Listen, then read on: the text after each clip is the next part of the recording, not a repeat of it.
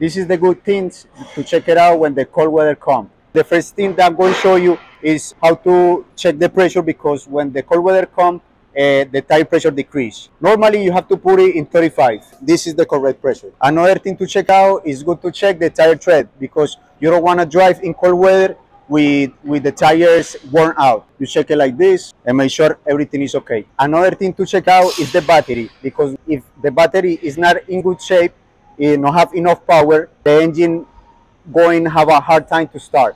If you need to check the battery, come and visit us. Another good thing to check it out when the cold weather coming is the brake. You want to make sure your brake pads is in good shape. That's why I use this tool. You put it here and make sure everything is fine. Come visit us for check your brakes. When the frost come, the suns go early. That's why you have to check your headlights, also your brake lights. Make sure you hit this good before the frost come, for you stay warm and relaxed.